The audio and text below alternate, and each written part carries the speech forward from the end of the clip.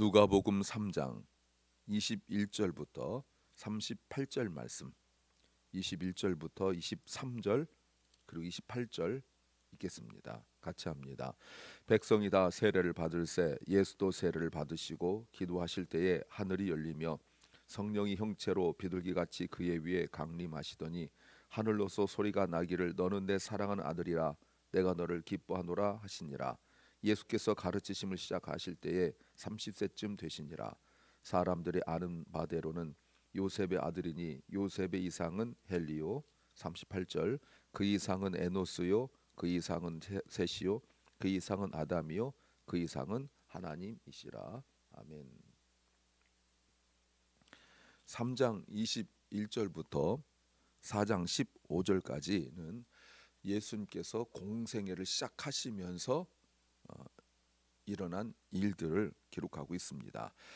내일 본문에 시험이라는 단어가 나오는데 이거는 누가복음에서만 쓰이는 특이한 케이스입니다.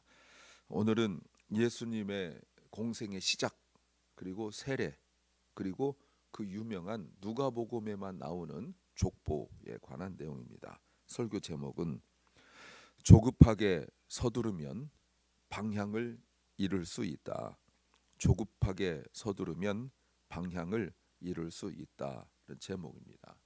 If we rush impatiently, we may lose our direction. 세상 일도 그렇습니다. 조급하게 서두르다가 가장 큰 문제는 무엇이냐면 가다가 열심히 없어서가 아닙니다. 방향을 잃을 수가 있습니다. 한참 뛰고 있는데 마라톤이라 합시다. 한참 뛰고 있는데 다른 방향으로 가면 아무리 빨라도 소용없습니다. 영적인 세계는 더더욱 그렇습니다. 이 신앙의 세계는 정말 중요한 것이 속도도 중요하지만 더 중요한 것이 방향이라고 말할 수 있습니다. 어떤 걸 알아야 될까요? 첫째는 마음이 나뉘어지지 않아야 한다. The heart must not be divided. 어제 본문에서 세례 요한의 말씀을 들은 사람들의 반응이 나왔었습니다. 사람들이 무시하는 세리 이런 사람들도 우리가 무엇을 해야 될까요? 라고 물었습니다. 군인들도 세례 요한에게 무엇을 해야 될까요? 그때 세례 요한이 어떻게 해야 될지를 이야기했습니다. 가장 중요한 것이 만족과 자족이었습니다. 내가 가진 것을 충분하게 여기는 것이었습니다. 그런데 하나님의 말씀을 세례 요한을 통해서 듣고도 여전히 자기가 가진 것에 만족하지 않는 모습이 있었습니다. 분봉왕 헤롯이었습니다. 예, 그에게 하나님께서 세례 요한이 그를 말씀으로 깨우쳤으나 그는 자기가 있는 것을 만족하지 않고 오히려 자기 가진 것을 가지고 권력이죠, 힘이죠, 지위죠, 그걸 가지고 세례 요한을 감옥에 가두었습니다. 자, 그러면 이제 이렇게 보면서 한 가지 우리에게 궁금함이 생겨야 됩니다. 왜냐하면 세례 요한이 등장하게 된 그 배경 말이죠. 세례 요한이 왜 등장해야 되는 겁니까? 저들의 죄를 지적하는 것이, 저들을 바로잡는 것이 가장 중요한 목적이 아닙니다. 세례 요한이 등장해야 될 가장 큰 중요한 것은 주의 길을 예비하는 겁니다. 이사야 선지자를 통하여 그리고 말라기 선지자를 통하여 예언되었던 그 말씀, 너는 주의 길을 예비하라, 이것이었는데, 자, 이제 감옥에 갔는데 그럼 이제 어떻게 하냐는 거예요. 다른 복음서에서는 세례 요한이 예수님을 세례했습니다. 그런데 누가복음에서는 그게 나타나지 않아요. 마치 순서적으로 보면 세례 요한이 감옥에 가고 그리고 예수님이 세례 받는 것처럼 보여져요. 의도적인 표현이죠. 주님의 길이 막힌 것처럼 보인다, 그 말입니다. 그래서 예수님께서 공생애를 시작하시면서 드러나는 이미지가 뭐냐면 막힘이에요. 막힘. 세례 요한이 예수님의 길을 열어줘야 되는데 막히고, 내일 볼 본문에서 예수님께서 시험 받으신 내용이 다른 복음서에서도 나옵니다만 예수님께서 공생애를 시작하셔야 되는데 막히는 일이 나와요. 그런데 세례 요한이 주님의 길을 어떻게 예비했습니까? 어제 본문을 쭉 훑어보면 두 가지로 나타나는데 말씀을 선포하는 거예요. 사람들이 바르게 사는 것이 무엇인지 가르쳐 주었고, 그리고 자기 자신을 부인한 거예요. 그 자기 자신의 한계를 알았다는 거죠.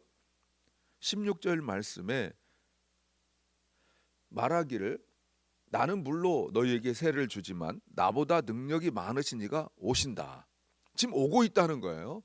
나는 그 신들매 신발끈을 풀기도 감당치 못하겠다. 그는 성령과 불로 너에게 세례를 주시겠다 하면서 예수 그리스도를 소개하는 거죠. 그런데 보세요. 세례 요한이 세례를 줄 때 3장 3절 요한이 유단강 부근에서 세례를 줄 때 보세요. 죄사함을 얻게 하는 회개를 전파했어요. 그랬더니 7절 요한이 세례 받으러 나온 사람들을 향하여 독사의 자식들아 라고 꾸짖었어요. 근데 예수님은 다르잖아요. 그런데 21절 백성들이 다 세례를 받을 때 예수님도 세례를 받으셨어요. 그러면 예수님도 제대로 살고 있지 않기 때문입니까? 예수님도 이런 죄사함이 필요했다는 걸까요? 다른 사람들 중에 한 명으로 예수님 세례를 받습니다. 예수님에 대한 어떤 특별한 조치나 대우가 없습니다. 어떤 의미죠?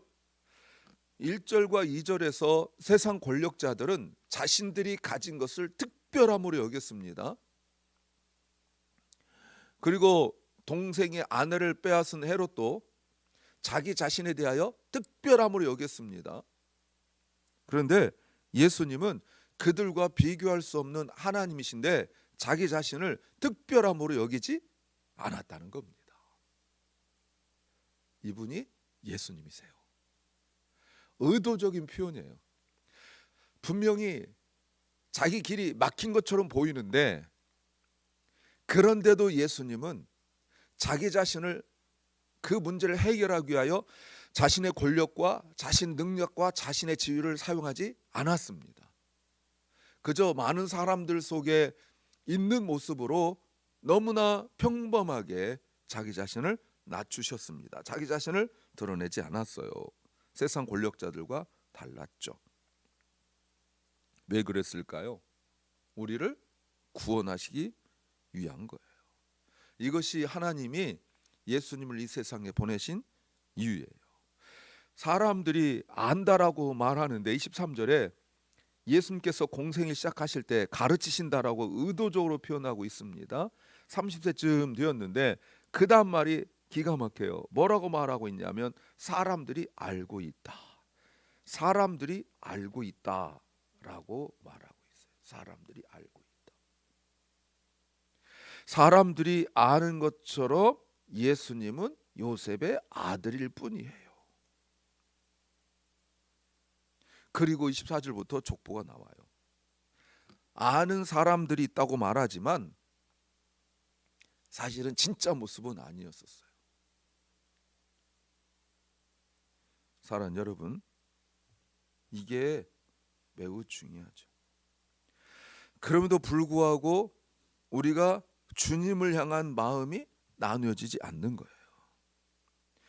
우리가 하지 못할 일도 많이 있는데 그런 상황들 속에서 막혔을 때도 주님은 그것을 원망하거나 탓하지 않았어요. 오늘 족보를 쭉 보시면 우리가 익히 유명하여 아는 분들도 있지만 모르는 분들도 더 많습니다. 그런데요, 이분들이 자기들 인생 속에 어려운 일도 많고 힘든 일도 많았어요. 자기 후손 중에 예수님이 태어날 거라고 생각도 못했어요. 그러나 하나님은 이 일을 반드시 성취하셨습니다.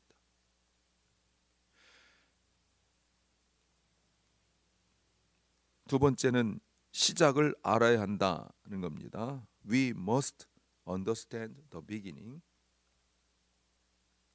오늘 족보인데 족보를 예수님의 공생의 시작을 하면서 이야기해요.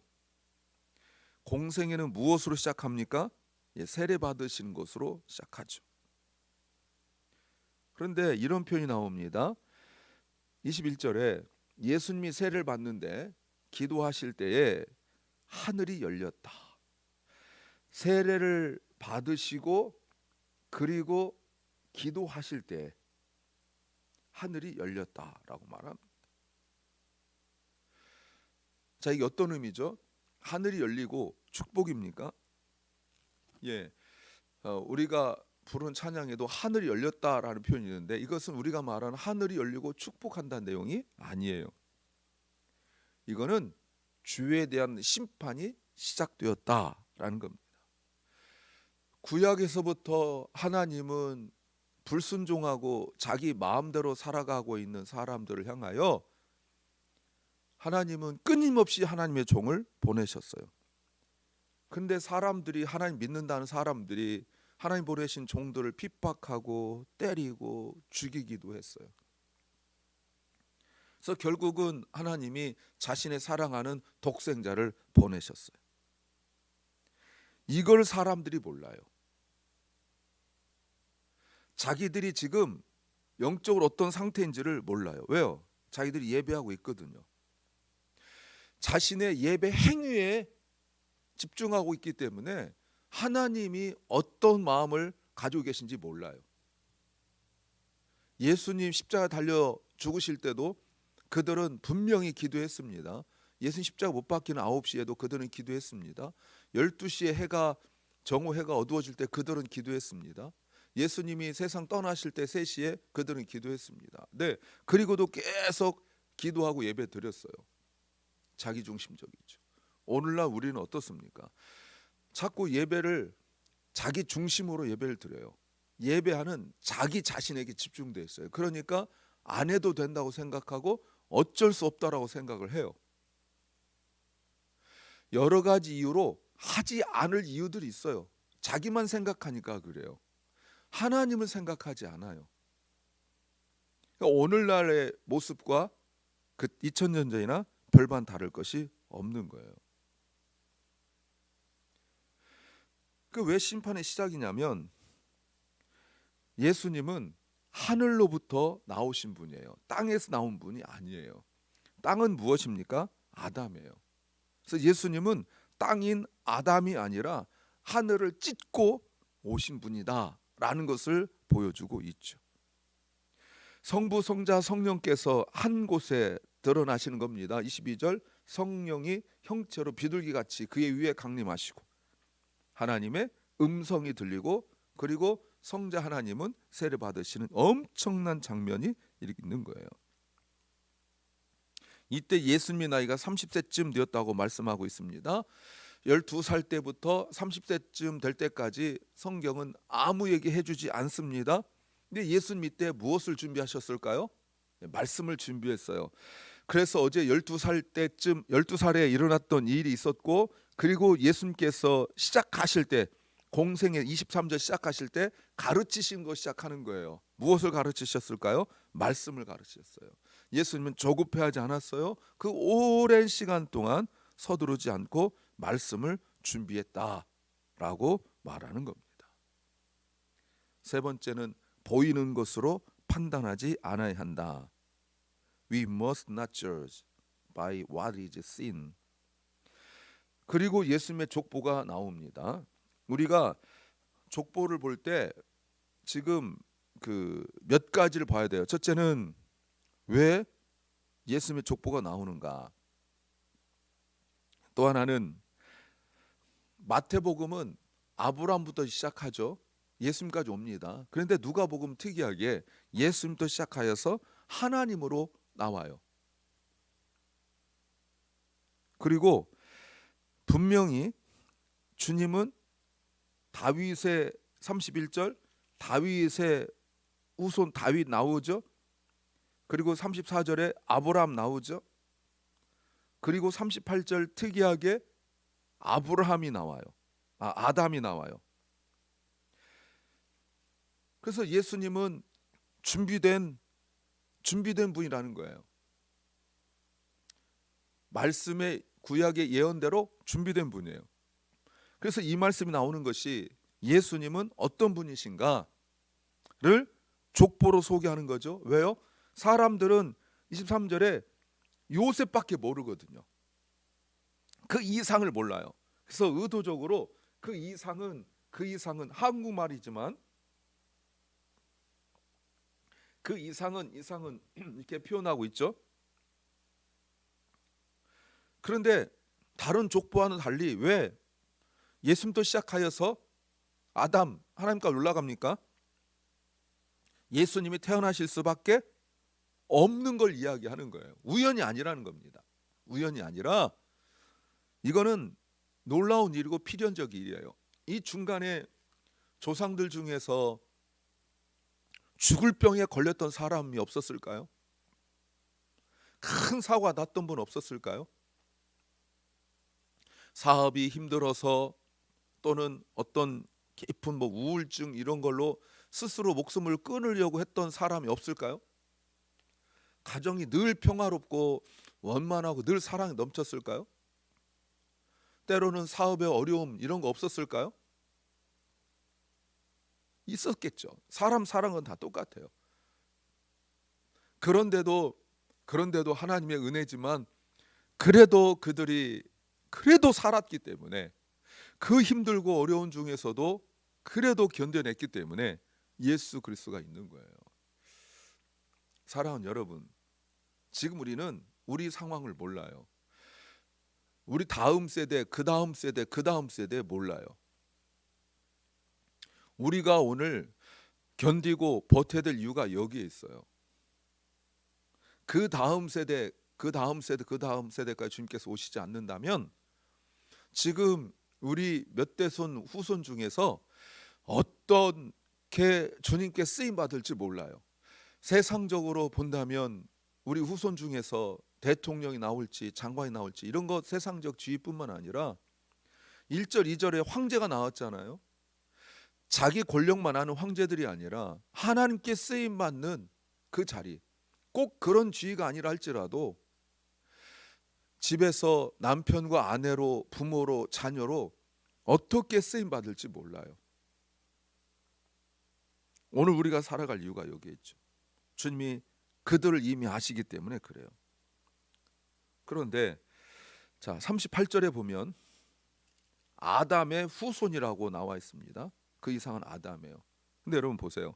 아까 제가 뭐라고 말했냐면 하늘을 찢고 해서 아담이란 말은 땅이란 말인데 예수님은 아담에게서 나오지 않았다라고 말씀을 드렸어요. 그런데 여기는 아담이에요. 아담까지 왔어요. 근데 예수님은 하늘을 찢고 하늘로부터 오신 분이란 말이에요. 그래서 38절에서 그 이상은 하나님이다 라고 하면서 예수님이 하나님의 아들인 것을 증명하는 거죠. 육체적인 면에서 본다면 예수님의 아버지 요셉 그 이후로 쭉쭉쭉 다윗 아브라함 나오지만 영적으로 본다면 예수님은 하나님으로부터 나온 거예요. 나중에 예수님이 공생애 때 고향에 가셨을 때 사람들이 안다라고 말할 때 그들이 안다라고 말했던 것과 실제적인 예수님의 모습은 차이가 있었던 것이죠. 사람들이 예수님을 배척하고 죽이려 했던 것이 무엇입니까? 요셉의 아들이기 때문에 죽이려 했던 거고, 또 하나 분명히 요셉의 아들인데 하나님의 아들이라고 하니까 죽이려고 하는 거예요. 이게 우리의 한계예요. 첫 번째 아담이 실패하고 난 이후에 두 번째 아담의 회복하심이 여기 있는 거죠. 또 아담의 보시면 38절에 에노스, 셋 그리고 아담 나오잖아요. 아담의 아들이 가인과 아벨이 있었잖아요. 그런데 거기에서 막힐 뻔했잖아요. 그런데 하나님께서 대신이라는 의미를 가진 셋을 주셨거든요. 그래서 하나님의 역사가 이루어진 거예요. 지금 보여주고 우리가 알고 있는 것 좀 보여주는 게 이거란 말이에요. 그게 끊어질 뻔했어요. 끊어질 뻔했는데 여러 차례 끊어질 뻔했는데 그것이 끊어지지 않고 계속적으로 이어지고 있는 모습이죠. 이게 놀라운 역사란 말입니다. 그런 일도 많았죠. 33절 말씀에서도 보시면 베레스가 나오고 그리고 유다가 나오잖아요. 야곱의 아들 유다. 유다가 아이가 없었습니다. 그런데 놀랍게 며느리를 통하여 낳게 되죠. 그 하나님의 역사하심이 있는 거예요. 32절에 보면 살몬, 보아스 그리고 오벳 나오잖아요. 여기 룻이 있지 않습니까? 끊어질 뻔했어요. 이런 일이 우리가 알고 있는 일 외에도 모르는 일 많아요. 그런데 하나님이 붙들고 가시는 거예요. 사랑하는 여러분, 우리가 좀 길게 보면서 기도했으면 좋겠어요. 하나님이 우리 자신뿐만 아니라 우리 후손들에게도 계속적으로 하나님이 이끌고 가심을 믿으시기 바랍니다. 너무 조급해하지 마세요. 하나님이 하신 일에는 실패가 없습니다. 기도합니다. 주님, 하나님이 하신 일에는 실패가 없고 하나님이 하나님 뜻을 이루어 가시는데 우리가 너무 조급해하지 않도록 방향을 잃지 않도록 지켜주옵소서. 사랑하는 방호식 집사님, 주님이 지켜주시고 치유하여 주시옵소서. 사랑하는 결란과 우리 자녀들을 주님 지켜주시옵소서. 병중에 있는 연약한 성도들, 몸이 아프고 마음이 아파 지치고 상한 심령들, 주님께서 저들을 붙들어 주심을 믿습니다. 함께하여 주옵소서. 오늘 하루를 우리에게 주신 주님 감사합니다. 조급해하지 않고 하나님 일하심을 믿게 하여 주옵소서. 예수님 이름으로 기도하옵나이다. 아멘. 하늘에 계신 우리 아버지여, 이름이 거룩히 여김을 받으시오며 나라의 임하옵시며 뜻이 하늘에서 이룬 것 같이 땅에서도 이루어지이다. 오늘날 우리에게 일용할 양식을 주옵시고 우리가 우리에게 죄 지은 자를 사하여 준 것 같이 우리 죄를 사하여 주옵시고 우리를 시험에 들게 하지 마옵시고 다만 악에서 구하옵소서. 대개 나라와 권세와 영광이 아버지께 영원히 싸움나이다. 아멘.